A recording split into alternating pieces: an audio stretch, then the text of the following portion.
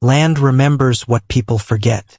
It holds the shape of old furrows long after the man who cut them is gone, and it keeps time in ways no calendar can. This particular piece of land sat in Cass County, Nebraska, where the November wind came in flat and hard across harvested cornfields, smelling of diesel and frost and something like wood smoke from a chimney 2 farms over. The gravel road out front hadn't been graded in years. Walter Ostrander was 79 years old, and his hands were the kind of hands that looked like they'd been carved out of the same oak as his porch railing.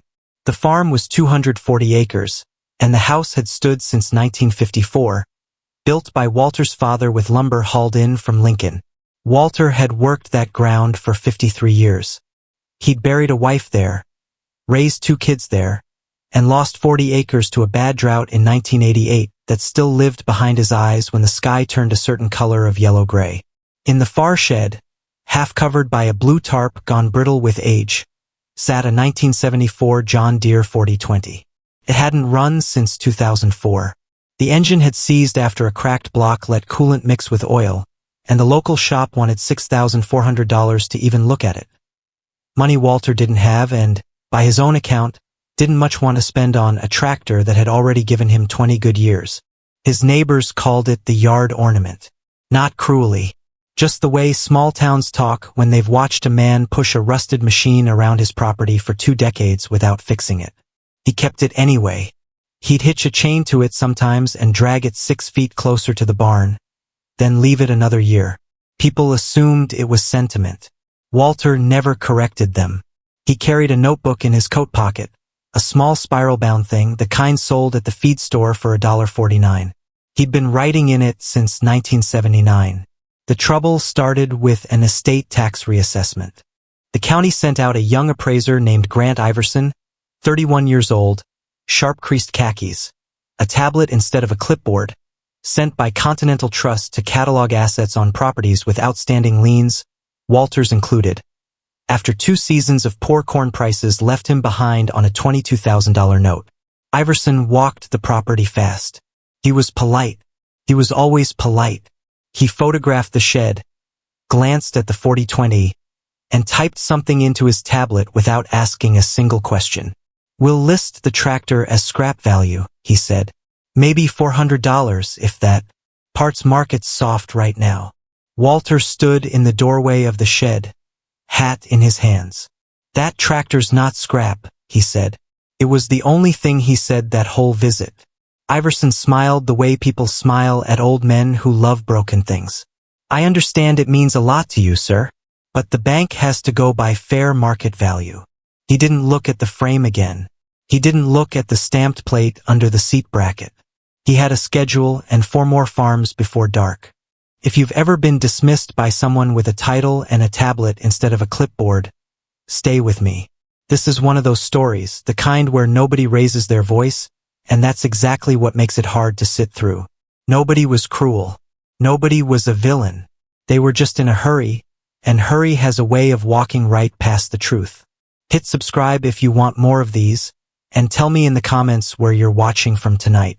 After Iverson's truck pulled out of the yard, Walter didn't say a word to anyone. He went into the shed, pulled the tarp back the rest of the way, and sat down on an overturned bucket across from the 4020 like he was visiting an old friend in a hospital bed.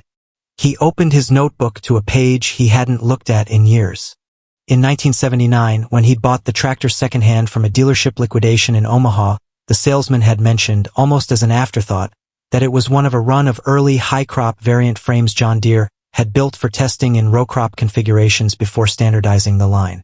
Walter hadn't thought much of it at the time. He'd just written down the serial number, the way he wrote down everything. Oil changes, calving dates, rainfall totals, seed costs. Habit, not hope. Over the next 9 days, Walter worked alone in that shed every evening after chores, under a single shop light clipped to a rafter. He didn't tell his son. He didn't tell the neighbors. He pulled the side panel and found the serial plate worn, but legible under a rag soaked in mineral spirits. 4020-0004XX. Low in the production run. He cross-referenced it against a Deere parts manual he still had from the 70s, checking the casting numbers stamped into the block itself. a detail most scrap buyers never bothered to look for because it required pulling the tin work off entirely. Second clue. The transmission housing carried a part number that didn't match the standard 4020 castings, a variant used only during an 18-month testing window in 73 and 74. Walter measured the housing bolt pattern with a tape measure against the spec sheet. It matched the early variant, not the later production standard. Third clue. Tucked in the toolbox welded to the frame, wrapped in a shop rag gone stiff with age, sat the original bill of sale from the Omaha dealership, along with a factory delivery tag Walter had forgotten he'd kept, proof of provenance, proof of exactly which batch, exactly which month. He wrote all 3 findings in the notebook, in the same careful hand he'd used for 50 years. Then he closed it, turned off the shop light, and went to bed. The meeting happened 3 weeks later, in a small conference room at the Continental Trust branch in Weeping Water. Fluorescent lights, a folding table, a pot of coffee nobody had touched. Walter's son had insisted on bringing in a collector he'd found through a vintage tractor forum, a man named Pete Dressler who specialized in early Deere prototypes and had driven 4 hours from Sioux Falls after seeing photos of the serial plate. Iverson was there too, tablet in hand, ready to finalize the scrap value line item. Dressler asked one question. Has anyone actually run the casting numbers against the 73 test batch registry? Nobody had. Walter slid the notebook across the table, open to the page with the numbers, the measurements, the bill of sale tucked inside the back cover. Dressler read it once, then read it again. The room went quiet in a way rooms rarely do. Not awkward silence, but the specific silence of people recalculating everything they thought they knew. The bank had listed the tractor's value at $400. Dressler's opening offer, subject to inspection, was $38,000. For a documented pre-production 4020 test unit, one of only 19 known to have survived with matching factory records. Iverson looked at his tablet for a long moment. He didn't say much. There wasn't much to say. The tractor sold 4 months later, after a full mechanical restoration. Dressler paid for himself, for $61,000 at a specialty auction in Davenport, Iowa.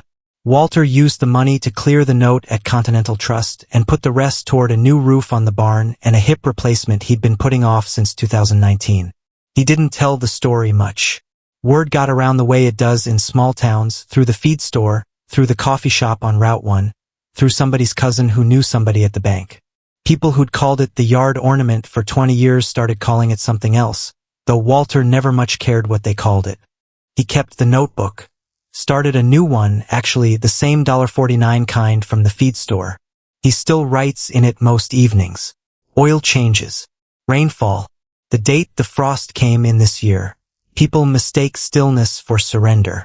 They see a man leave something broken in a shed for 20 years and assume he's given up on it, when really he's just waiting for someone to ask the right question. The land had kept Walter's secret longer than anyone thought to look for it. Patient, indifferent, the way land always is. Some things aren't worth less because no one's counted them yet. They're only worth what someone finally takes the time to see. The shed door still doesn't latch quite right. Walter says he likes it that way.